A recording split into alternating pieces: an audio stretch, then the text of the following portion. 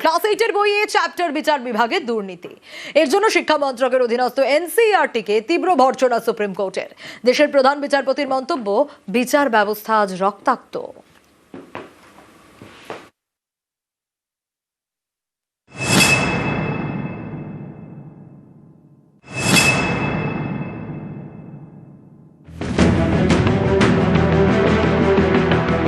এটি এনসিইআরটির অষ্টম শ্রেণীর সমাজ বিজ্ঞানের বই।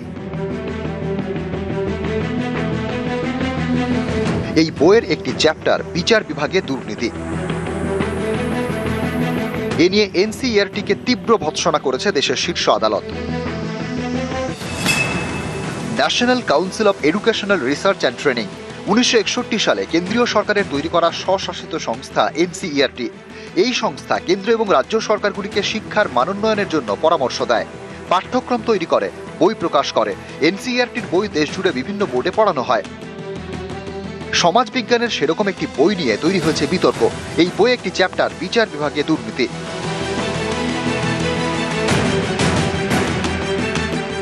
এ নিয়ে এদিন সুপ্রিম কোর্টের প্রধান বিচারপতি সূর্যকান্ত বলেন, আমি গত দুদিন ধরে 100-র বেশি ফোন পেয়েছি। সারা দেশ এক সুরে চাইছে যেন দ্রুত পদক্ষেপ করা হয়। সুপ্রিম কোর্টের পর্যবেক্ষণ, বিচার বিভাগের মর্যাদাকে অবমাননা করার জন্য এটি পরিকল্পিত পদক্ষেপ। এর তদন্ত চাই। সুপ্রিম কোর্টের প্রধান বিচারপতি সূর্যকান্ত বলেন, বন্দুক থেকে গুলি বেরিয়ে গিয়েছে, বিচার ব্যবস্থা আজ রক্তাক্ত। এরপরে সুপ্রিম কোর্টের প্রধান বিচারপতি বেঞ্চ নির্দেশ দেয়, যে যে স্কুলে এই বই পৌঁছেছে সেই প্রত্যেকটি বই দ্রুততার সঙ্গে বাজেয়াপ্ত করতে হবে। এই দায়িত্ব এনসিইআরটির।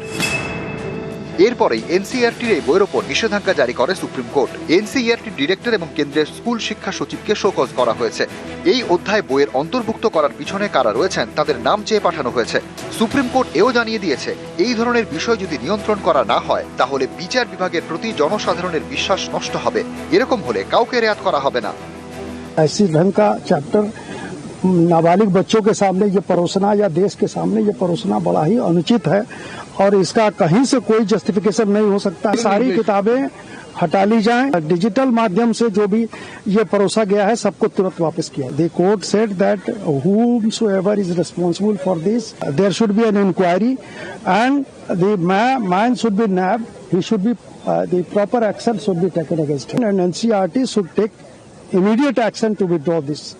कोई ऑफिशियल या जो भी इसके लिए रिस्पॉन्सिबल पाए जाएंगे उनके खिलाफ एक्शन होगा। जो न्यायपालिका ने कहा है वो सर माथे पे, उसको हम लोग पूरा पालन करेंगे। जब ही ये घटना मेरे सामने आई, तुरंत ही एनसीईआरटी को निर्देश देके सारे किताबों को विड्रॉ करवाया। न्यायपालिका को कोई भी असम्मान करने का कोई उद्देश्य ही नहीं था। जो घटना हुई है उसको हम गंभीरता से लेते हैं। एनसीईआरटी के ऊपर उस पर क्वेरी किया जाएगा। নিউজ 18 বাংলা। এসআইআর এর পরে ভোটার তালিকা প্রকাশ। শনিবার প্রথম তালিকায় প্রায় সব ভোটারেরই নাম থাকবে। কারো নামের পাশে লেখা থাকবে অনুমোদিত, কারো নামের পাশে বাদ। আর যে 60 লক্ষের বেশি ভোটারের শুনানি পরে নথি যাচাই চলছে তাদের পাশে লেখা থাকবে বিচারাধীন। আর এখানেই অনেকের মনে প্রশ্ন, কারণ মনোনয়নের শেষ দিনে নাম বাদ গেলে তো এবার আর ভোটই দেওয়া যাবে না। আর এ নিয়ে তরজাও তুঙ্গে।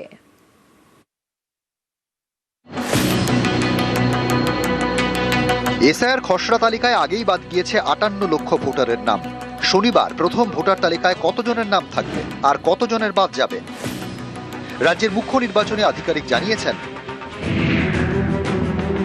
শনিবারের তালিকায় 7,08,00,000 বেশি ভোটারেরই নাম থাকবে। বৈধ ভোটারের নামের পাশে লেখা থাকবে অ্যাপ্রুভ, অর্থাৎ অনুমোদিত। শুনানির পর যাদের নাম বাদ দেওয়া হয়েছে তাদের নামের পাশে লেখা থাকবে ডিলিট, অর্থাৎ বাদ। শুনানির পরে যে 60 লক্ষের বেশি ভোটারের নথি যাচাই বাকি তাদের নামের পাশে লেখা থাকবে অ্যাডজুডিকেশন, অর্থাৎ বিচারাধীন। ভোটার তালিকা যেটা খাসা তালিকা ছিল ওই ফরম্যাটে ছিল থাকবে, শুধু যত কেস এডজুডিকেশনে আছে ওই এন্ট্রি কেস লেখা হবে আন্ডার এডজুডিকেশন, আর যত কেস ডিলিট হয়ে গেছে ওটা লেখা হবে ডিলিটেড। বাকি সব সেম থাকবে, আপনার রানিং ফরম্যাটে থাকবে। শুধু যে আপনার ফর্ম 6 এ অ্যাড হয়েছে ওটা যেটা আছে আপনার যোগ হয়ে যাবে। 27 জাস্ট আমার তালিকা ছিল 7.66 crore অ্যাপ্রুভ ছিল। অ্যাপ্রুভ করার পরে ছাড়াই হলো এএসডিডি, তারপরে 7.08 আছে। অর্থাৎ এই 60 লক্ষের বেশি নাম নিয়েই প্রশ্ন থেকে যাচ্ছে। তাদের নামের পাশে লেখা থাকবে বিচারাধীন, বিচার করবেন বিচারকরা। এই 60 লক্ষের নথি বৃহস্পতিবার বিচারকদের হাতে তুলে দেয় কমিশন। সব নথি খতিয়ে দেখে বিচার হবে। কারো নাম তালিকায় থাকবে, কারো নাম বাদ যাবে। সেই মতো ধাপে ধাপে তালিকা বের হবে। মনোনয়নের শেষ দিন পর্যন্ত তালিকা প্রকাশ করা যাবে। জাস্টিস বলবেন কি এটা যেটা আছে এলিজিবল আছে, যে এলিজিবিলিটি হয়ে যাবে আপনার লাস্ট ডে অফ নমিনেশন আগে, ওরাই এলিজিবল থাকবে। আর যে এক্সিস্টিং লিস্ট থেকে এলিজিবল আছে ওটা এলিজিবল থাকবে। তো সুপ্রিম কোর্ট বলে দিয়েছে এটা যে লিস্ট হবে 28 তারিখ ফাইনাল লিস্ট হবে, এন্ড যে भी আপনার লোক এলিজিবল হবে to vote as per RP act up to last date of nomination, those will be deemed to be final list. কিন্তু সেই তালিকায় যদি কোনো বৈধ ভোটারের নাম বাদ যায়, তাহলে তিনি এবার আর ভোট দিতে পারবেন না। কন্টিনিউয়াস রিভিশনে বা সাপ্লিমেন্টারি লিস্টটা যদি প্রকাশিত নাও হয় তাহলেও কিন্তু আইনের লঙ্ঘন হচ্ছে না। সেটা লাস্ট ডেট অফ নমিনেশনের আগে অবধি যতটা ওনারা নিষ্পত্তি করতে পারবেন ততটুকুই উঠবে। যদি এরকম হয় তাহলে কিন্তু তারা এবার ভোটাধিকার দিতে পারবেন কিনা সন্দেহ আছে। এখানেই অনেকের মনে আশঙ্কা, নমিনেশনের শেষ দিনে সাপ্লিমেন্টারি লিস্টে কোনো কারণে নাম না উঠলে এবার তো আর ভোটটাই দেওয়া যাবে না। যে সঠিক ব্যক্তি তার অবশ্যই নাম থাকা উচিত, এবং সরকার নিশ্চয়ই তাদের জন্য নিশ্চয়ই কিছু একটা পদক্ষেপ নেবেন যাতে তারা আবার সঠিকভাবে তাদের নাম আসে এবং তারা ভোটটা দিতে পারে। এটা একটা নির্বাচন কমিশনের কি বলবো কুয়ার হুইমস এর উপরে চলছে। সাধারণ নাগরিক হিসেবে বলছি এটা হওয়া উচিত ছিল না। যদি এসআইআর করতেই হতো আরও আগে থেকে প্রস্তুতি নিয়ে জিনিসটাকে সমাধান করা উচিত ছিল। এইভাবে হয় না। প্রথম দিন থেকে আপনি চেয়েছেন এসআইআর যাতে বন্ধ হয়ে যায়, কারণ আপনি তো আর তামিলনাড়ু বা কেরালার যেখানে বিজেপি সরকার নেই সেখানকার মতো আপনি সহযোগিতা করেননি, এসআইআর কে বন্ধ করার চেষ্টা করেছেন। আর যদি বৈধ ভোটারদের নাম কাটা যায় তার দায় আপনার। বিচারপতিরাও বুঝতে পেরেছেন নির্বাচন কমিশন ভোট চোর, তাই নির্বাচন কমিশনের নিযুক্ত অবজারভারদের সরিয়ে দিয়ে কোর্টের অবজারভার দিয়ে প্রসেস করানোর অর্থই হচ্ছে নির্বাচন কমিশনের চুরি জুয়াচুরি বেআব্রু হয়ে গেছে। জেলা শাসকের অফিস, মহকুমা শাসকের অফিস এবং বুথে বুথে শনিবার ভোটার তালিকা ঝোলানো হবে। এছাড়া দেখা যাবে নির্বাচন কমিশনের ওয়েবসাইটে। নিউজ 18 বাংলা। পূর্ব মেদিনীপুরে সব থেকে বেশি কেন্দ্রীয় বাহিনী, মোট 14 কোম্পানি বাহিনী মোতায়েনের পরিকল্পনা নির্বাচন কমিশনের। কলকাতায় মোতায়েন করা হতে পারে 12 কোম্পানি কেন্দ্রীয় বাহিনী।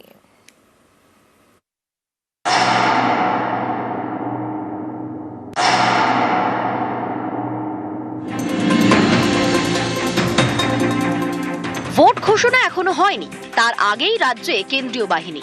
1 মার্চ থেকে বাহিনী ময়দানে নেমে পড়বে।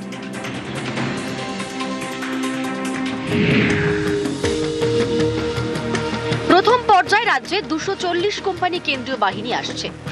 এর মধ্যে পূর্ব মেদিনীপুরে মোতায়েন করা হবে সব থেকে বেশি, 14 কোম্পানি কেন্দ্রীয় বাহিনী। কলকাতায় 12 কোম্পানি। সেন্ট্রাল ফোর্স তো 28 তারিখ আগেই আসবে, আর সেন্ট্রাল ফোর্স যে আছে 1 তারিখ মধ্যে যেখানে যেখানে ডিসিশন হয়েছে ওখানে মোতায়েন হয়ে যাবে। And they will go around the area, ওরা ঘুরবে, ওরা দেখবে, ওরা বসে থাকবে না। সেন্ট্রাল ফোর্স যেটা আছে যেখানে প্রয়োজন বোধ হবে ডিএমএ এসপি আর ল অর্ডার মেশিনারি ওখানে নিয়ে যাবেন। ইলেকশন জন্য তো area domination is part of the thing, spelled out policy of ECI. যাবে, চিনবে, পেট্রোলিং করবে, ওদের গাড়ির মধ্যে জিপিএস থাকবে, বডি ক্যাম থাকবে। এটা যেটা আছে এদের ভালোই কোথায় কি ঘুরছে না ঘুরছে রোজ সব আমাদের কাছে ফিডব্যাক থাকবে। রাজ্যে প্রথম দফায় যে 240 কোম্পানি বাহিনী আসবে তার মধ্যে উত্তরবঙ্গে মোতায়েন করা হবে 66 কোম্পানি, দক্ষিণবঙ্গে 150 কোম্পানি এবং জঙ্গলমহলে 24 কোম্পানি।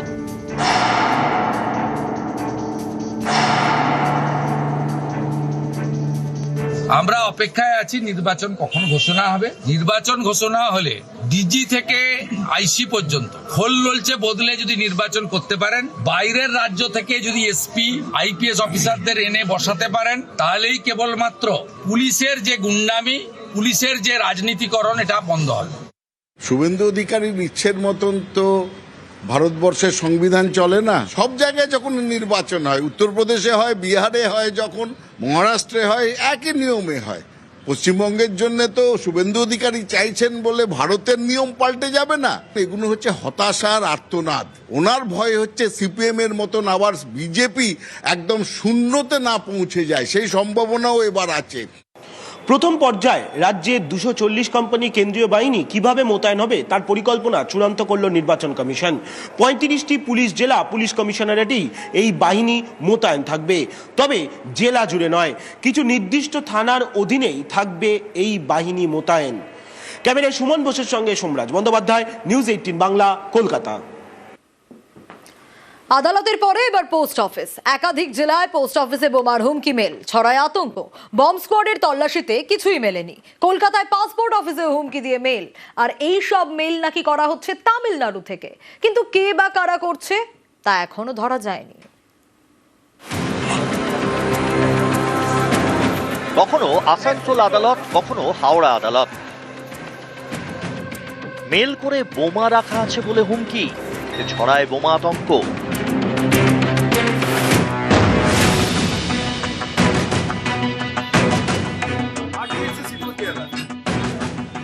আদালতের পর এবার পোস্ট অফিস। বৃহস্পতিবার বাঁকুড়া পোস্ট অফিসে বোমাতঙ্ক ছড়ায়।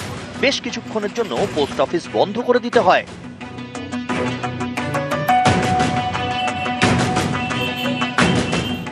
আমাদের অফিসে মেল এসছে যে পাসপোর্ট অফিস আর পোস্ট অফিসের মধ্যে বোম রাখা আছে, সেই কারণে আমাদেরকে বেরিয়ে আসতে হয়েছে। হাইলাই অ্যালার্ট করে দেওয়া হচ্ছে যে ইমিডিয়েটলি সবাইকে বেরিয়ে যেতে হবে, এখানে পোস্ট অফিসের মধ্যে বোম রাখা আছে।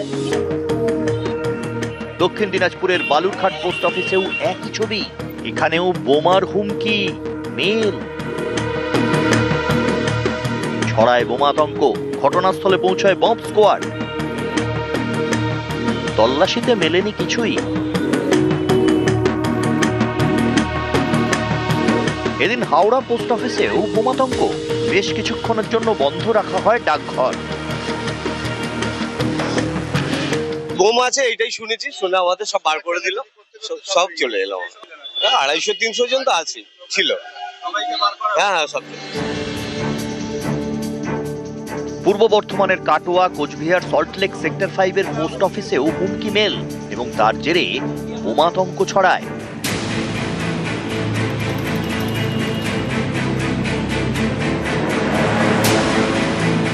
কলকাতার রুবি মোড়ে পাসপোর্ট অফিস, এখানেও হুমকি মেলে বোমাতঙ্ক। খালি করে দেওয়া হয় অফিস। তল্লাশি চালায় বম্ব স্কোয়াড, ডগ স্কোয়াড। এর জেরে অনেকেই ভোগান্তিতে পড়েন।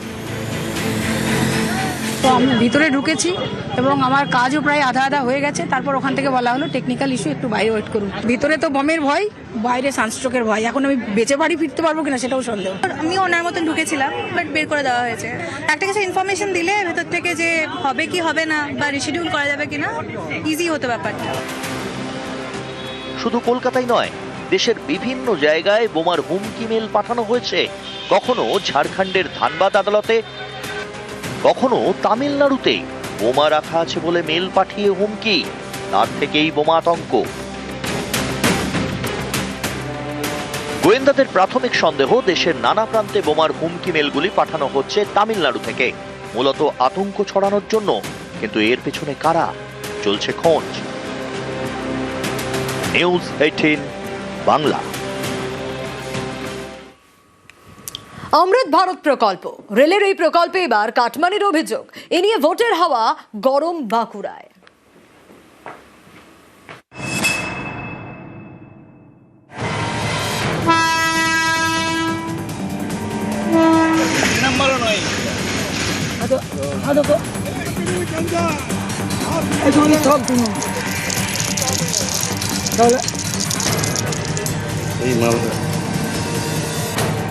অমৃত ভারত, দেশ জুড়ে বিভিন্ন স্টেশন উন্নত করতে রেলের এই প্রকল্প।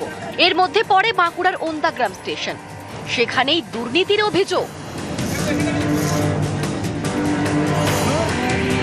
6 মাস আগে তৈরি করা হয়েছে স্টেশন সংলগ্ন রাস্তা।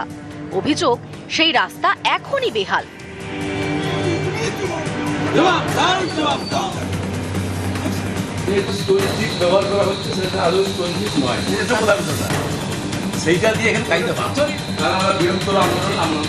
ওন্দা স্টেশনকে অমৃত ভারত করার পরেও যে নিম্নমানের যে সব মালপত্র দিয়ে কাজ হচ্ছে তা কোনো মতেই বাঞ্ছনীয় নয় এবং ভালো যোগ্য কাজ হয়নি।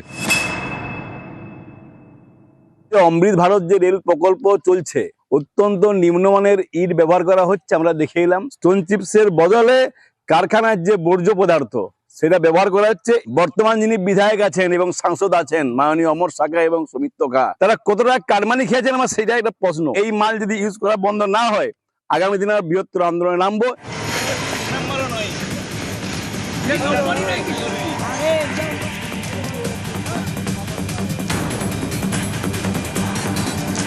কাটমানির অভিযোগ উড়িয়ে দিয়েছেন ওন্দার বিজেপি বিধায়ক অমরনাথ শাখা।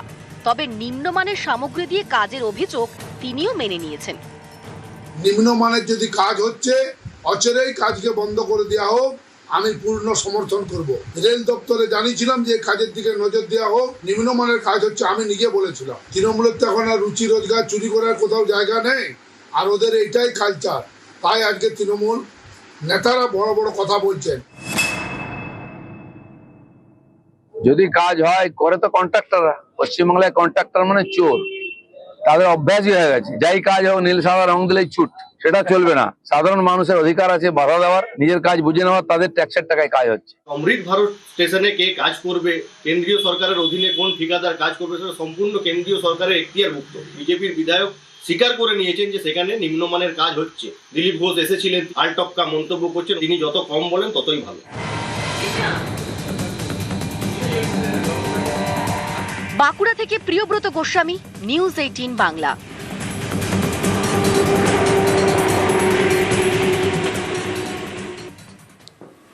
নিউটাউনে সুখবৃষ্টি আবাসনে জল নিয়ে জল ঘোলা।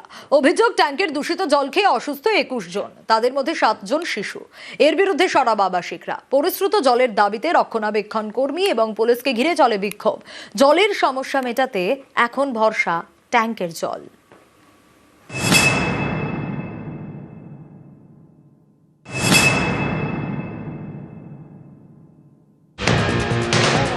নিউটাউনের সুখবৃষ্টি আবাসন। বাসিন্দাদের দাবি, আবাসনের ট্যাঙ্কের জল খেয়ে অনেকেই পেটের সমস্যায় ভুগছেন। তাদের মধ্যে রয়েছে শিশুও। হাসপাতালে ভর্তিও হতে হয়েছে অনেককে। তাই পরিশ্রুত জলের সমস্যা মেটাতে পাশের পাথরঘাটা পঞ্চায়েত এলাকা থেকে পাঠানো হয় ট্যাঙ্ক। प्रॉब्लम से में भी पानी के लिए हम लोग भटक रहे हैं, और यहाँ पर लोकल जो पानी वाले उनसे जाते वो 500-600 चार्ज कर रहे हैं एक बोतल का। पीने का पानी हमारे पास नहीं है। आपको अगर चाहिए तो मैं अपना दिखा दूंगा कि 4 दिन पहले अपने बच्चे को हॉस्पिटल से लेकर आया हूँ। वो बहुत सीरियस हो गया था, 2 साल का बच्चा है मेरा। সুখবৃষ্টি আবাসনের ই ব্লক। অভিযোগ, এখানে বেশ কয়েকদিন ধরেই চলছে জলের সমস্যা। এ মাসের শুরুতেই জল খেয়ে অসুস্থ হয়ে পড়েন অনেকে, তখনও সরব হন আবাসিকরা।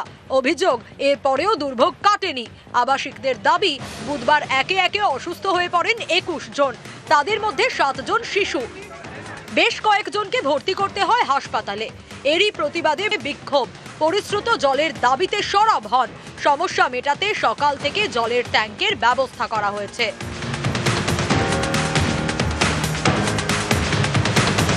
এতেও দুর্ভোগ কাটছে না। আবাসিকদের প্রশ্ন, কবে জলের সমস্যা মিটবে, কবে ব্যবস্থা নেবে আবাসন কর্তৃপক্ষ। 2 दिन पहले इन्होंने फेक रिपोर्ट दिखाया, हम लोग ने प्रेशर डाला तो इन्होंने फेक रिपोर्ट पब्लिश कर दिया। हम लोग क्रॉस चेक करेगा, 1 घंटे के अंदर बोलता है कि नहीं ये पानी पीने लायक नहीं है, हम लोग इसमें कुछ क्लोरोफॉर्म पाया गया है, तो आप लोग इसको प्लीज फ्लशिंग के लिए यूज कीजिए। ये तो छोटा बच्चा मेरा 9 मंथ का है, इसको कल मैं ICU में 4 दिन से था, कल डिस्चार्ज करके मैंने लाया इसको। हाँ, मेरा बच्चा 15 दिन से, तबीयत 2 बेटी है मेरी, दोनों बच्चा का तबीयत खराब है और अभी भी पेट में दर्द है, उसका अभी भी दवा चल रहा है। নিউজ 18 বাংলা। বাবা HIV আক্রান্ত, এ কথা জানাজানি হতেই 4 বছরের ছেলেকে ঢুকতে দেওয়া হচ্ছে না অঙ্গনওয়াড়ি কেন্দ্রে। চাঞ্চল্যকর অভিযোগ অঙ্গনওয়াড়ির শিক্ষিকার বিরুদ্ধে, কিন্তু তিনি মানতে নারাজ।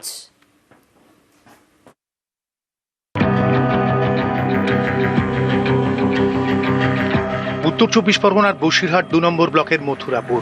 এখানকার এক শিশুকে অঙ্গনওয়াড়ি কেন্দ্রে ঢুকতে দেওয়া হচ্ছে না বলে অভিযোগ, কারণ তার বাবা HIV আক্রান্ত।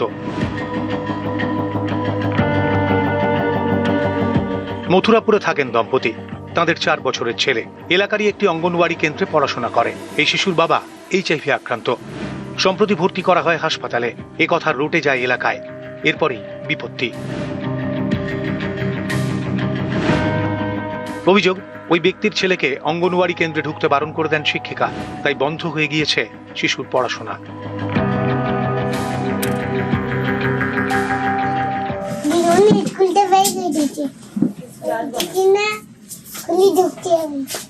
স্কুলে ঢুকতে দেয়নি? আমার সামনে কিডনি নষ্ট হয়ে গেছে, যাবে। আমি আমার ছেলেকে স্কুলে নিয়ে গেছি, তার দিদিমণি ঢুকতে দেয়নি স্কুলে। বললো কিনা ওর বাবার এরকম অবস্থা, হসপিটালে ভর্তি, তাই চাই তোমার ছেলে স্কুলে যেন না আসে। তারপরে আবার তার পরের দিন নিয়ে গিয়েছিলাম, তাও ঢুকতে দেয়নি। আমি চাই আমার বাচ্চা যেন স্কুলে যায়, সবার সাথে যেন একই সাথে পড়ে। আমি তো বারণ করিনি, তো এটা পুরো মিথ্যে অ্যাপ্লিকেশন দিয়েছে ওরা। আমি স্কুল করেছি, বাচ্চাটা নিয়ে আমাদের সাবমিট করতে গেলে ফটো তুলতে, ফটো তোলা আছে, সবাই জানে। কি আসতেও বারণ করেনি, স্কুলতে তাড়িয়ে দেয়নি, আমার স্কুলে পড়াশোনা করেছে, খাবার দিয়েছে, সবই করেছে। আমি কোনো রকম অন্যায় করিনি এতে। বাবার অসুখ, তার জন্য ছেলেকে শাস্তি, এ নিয়ে বসিরহাট মহকুমা শাসকের অফিসে অভিযোগ জানিয়েছে ওই পরিবার। উত্তর 24 পরগনা থেকে অনুপম সাহা, নিউজ 18 বাংলা। বাবা HIV আক্রান্ত, তাই ছেলেকে অঙ্গনবাড়িতে ঢুকতে দেওয়া হচ্ছে না। বসিরহাটের ঘটনা দেখাচ্ছিলাম আপনাদের, কিন্তু বছরখানেক আগে এমনই ঘটনা ঘটে হুগলির গোঘাটে, যেখানে স্বামী স্ত্রী দুজনেই HIV আক্রান্ত ছিলেন। তাদের সন্তানকে ঢুকতে দেওয়া হচ্ছিল না স্কুলে। নিউজ 18 বাংলা এই খবর দেখায়, আর তারপরে পদক্ষেপ, স্কুলে ফেরানো হয় পড়ুয়াকে।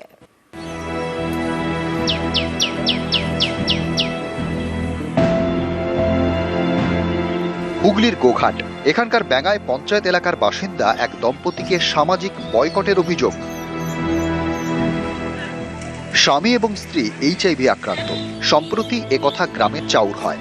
এরপর থেকে বিপত্তি শুরু। অভিযোগ, দম্পতি এবং তার পরিবারকে একঘরে করে দেন স্থানীয়রা। তাদের কেউ টোটো বা অটোয় তুলতে চান না, এমনকি তারা যে পুকুর ব্যবহার করেন সেই পুকুরেও কেউ নামেন না। এই দম্পতির 8 বছরের ছেলে প্রাইমারি স্কুলে পড়ে। অভিযোগ, তাকে স্কুলে যেতে বারণ করা হয়েছে, তাই 1 মাস ধরে স্কুলে যাতায়াত বন্ধ। এতে অসহায় দম্পতির পরিবার। তারা চাইছেন এই সমস্যার সমাধান করুক প্রশাসন। HIV পজিটিভের কথাটি কিছু লোক জানতে পেরে যায় এবং সেইটা নিয়ে আমাদেরকে নানান দিক থেকে সামাজিকভাবে নির্যাতন করছে, অপমান করছে, বয়কট করছে। বিশেষ করে এখন সমস্যা হচ্ছে আমাদের ওই ভাইপো, তার স্কুলটি নাকি 1 মাস যাবৎ বন্ধ করে দিয়েছে হেড দিদিমণি বা অন্যান্য সহশিক্ষক শিক্ষিকাবৃন্দ।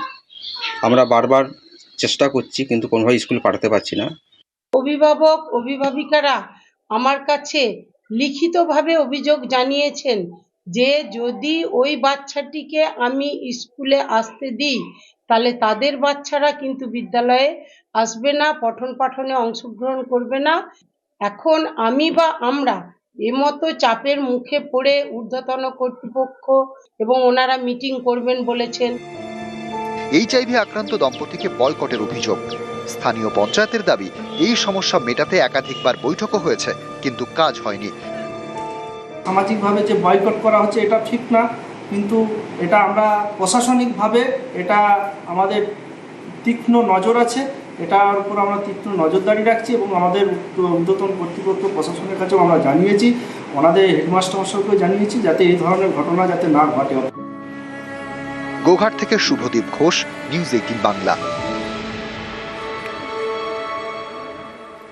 এবার এক গ্রামের গল্প, গাড়ির গল্প। এই গ্রামে কখনো গাড়ি ঢোকেনি, কারণ রাস্তাই নেই। কিন্তু এবার গ্রামবাসীরা গাড়ি ঢুকতে দেখলো। কিভাবে? সবটাই রূপকথার মতো, তবে গল্প হলেও সত্যি। চুনাভাটিতে চলতিকা নাম গাড়ি, বক্সার পাহাড়ি গ্রাম, রূপকথার নাম গাড়ি।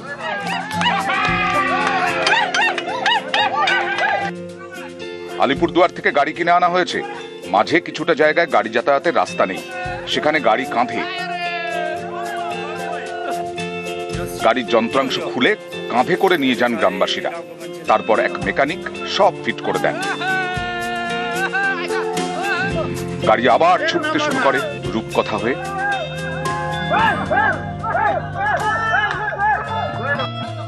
আর 5 জনের কাছে এটা একটা সেকেন্ড হ্যান্ড গাড়ি। কিন্তু আলিপুরদুয়ারের বক্সার চুনাভাটি গ্রামে এই গাড়ি সেকেন্ড হ্যান্ড নয়, এই গাড়ি প্রথম। প্রথমবার গ্রামে গাড়ি। 2800 ফুট উঁচুতে গ্রাম। পাহাড়ি এই গ্রামে আজও পর্যন্ত কখনো গাড়ি ঢুকেনি। ঢুকবে কি করে? গাড়ি যাওয়ার মতো রাস্তাই তো নেই। তাই পাহাড় কেটে রাস্তা বানিয়েছেন গ্রামবাসীরা। গ্রামবাসীরা সবাই মিলে টাকা দিয়ে গাড়িটি কিনেছেন আলিপুরদুয়ার থেকে। সেখান থেকে সান্তালাবাড়ির রাস্তা ধরে মাসানি নদী। এই নদী হেঁটে পার হওয়া যায়, কিন্তু গাড়ি পার হবে কিভাবে? তাই গাড়ির পার্টস খুলে ফেলা হয়। সেই পার্টস কাঁধে নিয়ে হাঁটতে থাকেন গ্রামবাসীরা। নদী পার হওয়ার পর পাহাড়ের গা বেয়ে ডলেছেন।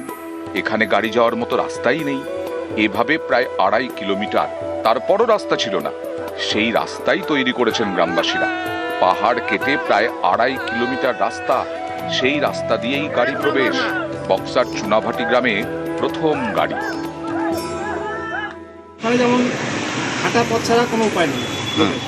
একটা অসুখ বিসুখ হলেও 2.5 কিলোমিটার তো লোকের একটু সুরা হলো, ব্যালেন্সটা নাই। বাকি যেটা রাস্তা থাকলো বাকি সেটা নাই, সেভাবে নামাবে যেভাবে নামিয়ে আসতো ওরা। এটাই, সেই জন্যই বলছি যে যেটাই করেছে ওরা নো ডাউট ভালো জিনিস। ওরা অত কষ্ট করে গাড়িটা উঠে নিয়ে গেল, ভালো লাগলো আর কি আমাদেরকে। এখন ভালো করে দেখো আমরা এখন উপরের লোকদের জন্য সুবিধা হবে।